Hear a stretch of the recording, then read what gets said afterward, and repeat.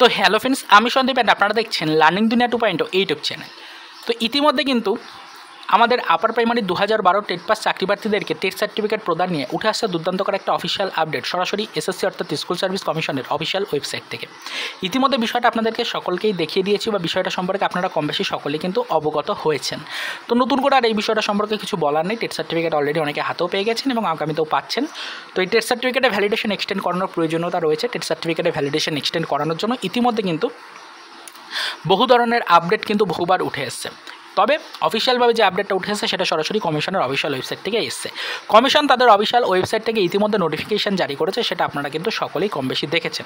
Commission তাদের official website থেকে যে নোটিফিকেশন জারি করেছে সেখানে টেট সার্টিফিকেটের ভ্যালিডেশন এক্সটেন্ড করার ব্যাপারটা নিয়ে পরিষ্কার জানানো হয়েছে যে আপনাদের কিন্তু অ্যাপ্লিকেশনের মাধ্যমে টেট সার্টিফিকেটের ভ্যালিডেশনটা এক্সটেন্ড করাতে হবে। সেখানে অরিজিনাল টেট সার্টিফিকেটের যাবতীয় ডিটেলস রয়েছে, সেই সকল ডিটেলসগুলো সাবমিট করতে হবে এবং তার পরবর্তীতে গিয়ে নতুন করে লিস্ট তৈরি হবে। সেই লিস্ট অনুযায়ী আবারও আপনাদেরকে ভ্যালিডেশন এক্সটেন্ড করিয়ে টেট সার্টিফিকেট দেওয়া হবে, এরকম কিন্তু নির্দেশিকা রয়েছে। এবার প্রশ্ন আসছে, অনেকেই কমেন্ট করে জানতে চাইছেন যে অফিসিয়াল ওয়েবসাইট থেকে বলা হয়েছে অ্যাপ্লিকেশন করার জন্য, তাহলে কি এই অ্যাপ্লিকেশন প্রসিডিওরটা অনলাইন মোডে হতে চলেছে নাকি অফলাইন মোডে হতে চলেছে? অনেকেই বলছেন যে অনলাইন মোডে লিঙ্ক আসবে, সেই লিঙ্কে ক্লিক করে আপনাদেরকে অ্যাপ্লিকেশন ফর্ম সাবমিট করতে হবে এবং তার পাশাপাশি ডকুমেন্টসের স্ক্যান কপি আপলোড করতে হবে। একাধিক প্রশ্ন কিন্তু উঠেছে এই টপিকটার উপরে, এই কারণে। তো দেখুন, আপাতত আপনাদেরকে জানিয়ে রাখার চেষ্টা করি, আমাদের কাছে এই টপিকটার উপরে যেটুকু ইনফরমেশন রয়েছে সেটা হচ্ছে যে টোটালি অফলাইন মোডে আপনাকে কমিশনের অফিসে গিয়ে অ্যাপ্লিকেশন ফর্মটা সাবমিট করে দিয়ে আসতে হবে বাই হ্যান্ড। তো বিষয়টা ক্লিয়ার হলো। By hand application form submit করবেন, সেটা নিয়ে কিন্তু ইতিমধ্যে অফিসিয়ালিভাবে নোটিফিকেশন দেওয়া হয়েছে। সেই নোটিশের মধ্যে পরিষ্কার অ্যাড্রেস দেওয়া হয়েছে কমিশনের, সেই অ্যাড্রেসে গিয়ে আপনাকে কিন্তু ডকুমেন্ট সাবমিট করতে হবে। জুলাই মাসের 31 তারিখ পর্যন্ত অ্যাপ্লিকেশন ফর্ম কিন্তু জমা নেওয়া চলবে। পরিষ্কার বিষয়টা কিন্তু ক্লিয়ার করা আছে। তো এখানে বলে রাখি, বেশ কিছু ডকুমেন্টস প্রয়োজনীয়তা রয়েছে। সেই ডকুমেন্টসগুলো সম্পর্কে সরাসরিভাবে অফিসিয়াল নোটিশে কোনো নির্দেশিকা না দেওয়া থাকলেও বেশ কিছু ডকুমেন্টসের আবশ্যকতা রয়েছে, সেগুলো অবশ্যই আমরা ইতিমধ্যে আলোচনা করেছি চ্যানেল থেকে। তো সেই ভিডিওটা দেখে নেবেন কোন কোন ডকুমেন্টসের প্রয়োজনীয়তা রয়েছে, অবশ্যই সেগুলোকে একটু ভালো করে দেখে নিলে বুঝতে পারবেন যে আপনাকে কিন্তু বাই হ্যান্ড আপনাকে অ্যাপ্লিকেশন ফর্মটা সাবমিট করে রিসিপ্ট কপি নিয়ে আসতে হবে। অবশ্যই কিন্তু সেখানে অরিজিনাল টেট সার্টিফিকেটেরও প্রয়োজনীয়তা রয়েছে। অরিজিনাল টেট সার্টিফিকেটের কপি কিন্তু আপনাকে আপলোড করতে হবে। আপলোড বলতে সেগুলো কিন্তু অবশ্যই আপনাকে ফাইল তৈরি করে সেই ফাইলটা কিন্তু সাবমিট করে দিয়ে আসতে হবে কমিশনে।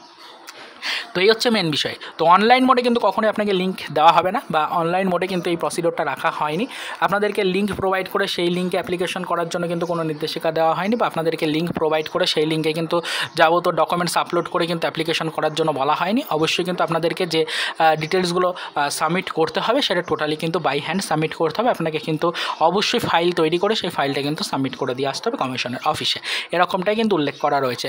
অবশ্যই সেই কারণেই কিন্তু কমিশন যে নোটিফিকেশন জারি করেছে সেই নোটিফিকেশনে পরিষ্কারভাবে আপনাদের জন্য কিন্তু একটি নির্দেশিকা দেওয়া হয়েছে, বা পরিষ্কারভাবে সেখানে কিন্তু নির্দিষ্ট টাইমলাইন ডেডলাইন সব কিন্তু উল্লেখ করা রয়েছে। নির্দিষ্ট ডিজাইন অনুযায়ী কিন্তু টাইম শিডিউল দিয়ে দেওয়া হয়েছে এবং বলা হয়েছে ওয়ার্কিং ডেজগুলোতে কিন্তু অ্যাপ্লিকেশন ফর্ম জমা নেওয়া হবে। নির্দিষ্ট টাইমও দিয়ে দেওয়া হয়েছে, সেই টাইমের মধ্যে কিন্তু অ্যাপ্লিকেশন ফর্ম জমা নেওয়া হবে, এরকমটাই কিন্তু নির্দেশিকা দেওয়া হয়েছে।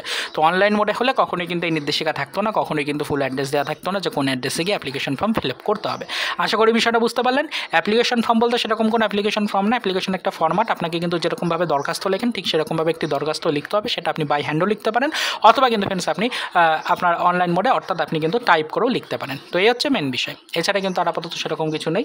আশা করি বিষয়টা ক্লিয়ার হলো আপনাদের। অনেকেরই মনে এই বিষয় নিয়ে প্রশ্ন ছিল, সেই কারণে আজকের এই ছোট্ট ভিডিওটির মাধ্যমে কনফিউশনটা দূর করার চেষ্টা করলাম। পরবর্তীতে যদি এই টপিকগুলো নিয়ে আরও কোনো মন্তব্য বা কোনো প্রশ্ন থাকে অবশ্যই আমাদেরকে জানাবেন কমেন্টের মাধ্যমে। আমরা নেক্সট কোনো ভিডিওতে আপনাদেরকে সেই টপিকের উপরে ডিটেলস ইনফরমেশন প্রোভাইড করে হেল্প করার চেষ্টা করব। তো চলুন দেখা হবে নেক্সট ভিডিওতে পরবর্তীতে আমাদের আপার প্রাইমারি রিলেটেড কিছু আদার্স অফিসিয়াল আপডেটের সাথে।